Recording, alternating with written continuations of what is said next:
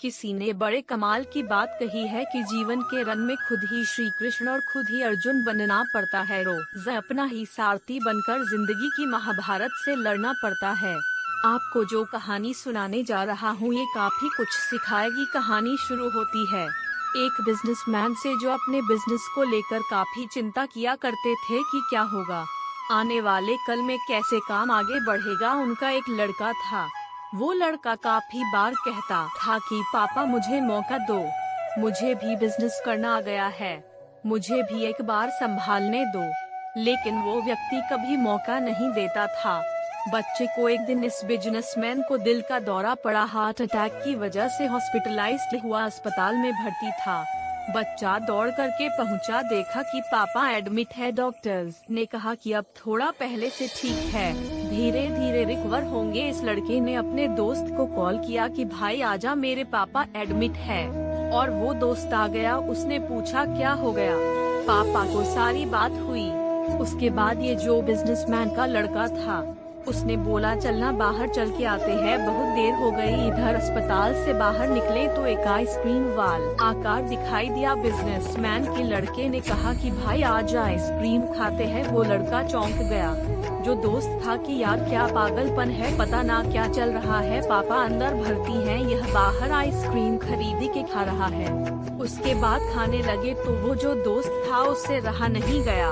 उसने पूछ लिया इस लड़क से कि भाई समझ नहीं आ रहा है तुम्हारे बिजनेस का क्या होगा, आने वाले कल में तेरे पापा एडमिट हो गए हैं, उनकी तबीयत ठीक नहीं है, दिल का दौरा पड़ा है, हार्ट अटैक हुआ है, तो यह आइसक्रीम खा रहा है, मुझे समझ ही नहीं आ रहा है।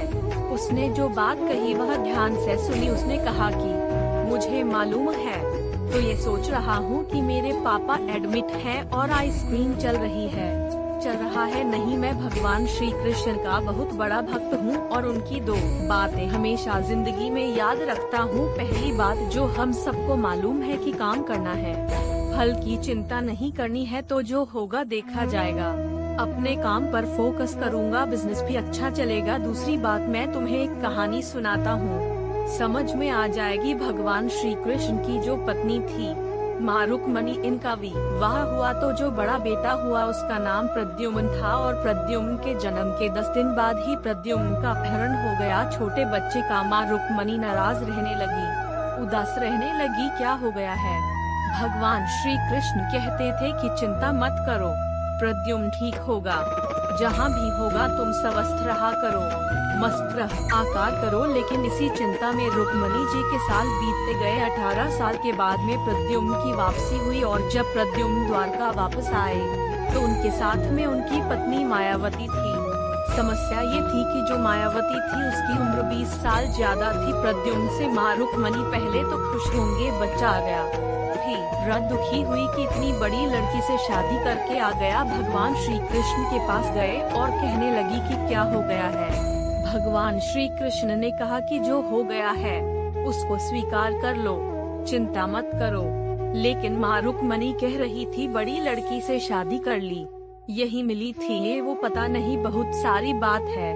उस स्वीकार नहीं कर पा रही थी, उदास हुए जा रही थी, दुख हुए जा रही थी। 1 साल 2 साल समय बीत रहा था, लेकिन अंदर ही अंदर वो बात उनको कचोटती रही। 8 साल के बाद में रुक्मणी जी ने स्वीकार कर लिया कि प्रद्युम्न ने जो शादी करी वह ठीक है, ज्यादा चिंता करने की जरूरत नहीं है। उस शादी को उन्होंने एक ही मात्रा स्वीकार कर लिया। एक तरीके से अपनी जिंदगी के 26 साल उन्होंने उदासी में बिता दिया। यह कहानी खत्म करती है। लड़का बोला कि भाई मैंने भी जिंदगी में स्वीकार करना सीख लिया है, क्योंकि भगवान श्री कृष्ण कहते हैं कि जो हो रहा है उसको स्वीकार कर लो, जिंदगी अपने आप सहज हो जाएगी। छोटी सी कहानी जो 2 बड़ी बातें सिखाती है और यही बात है आप तक पहुंचाना चाहता था कि जिंदगी में जो हो रहा है, जिंदगी चलती चली जाती है, आप भी चलते रहिए, जो होगा अच्छा होगा, अच्छे के लिए होगा। एक बात फिर से कहना चाहता हूँ, ऊपर वाले के आशीर्वाद के साथ, अपने सच्चे प्यार के साथ, अपनों के प्यार के साथ एक बार फिर से वह बड़ी ई की मात्रा बात जो अक्सर कहता हूँ, कर दिखाओ कुछ ऐसा कि दुनिया करना चाहे।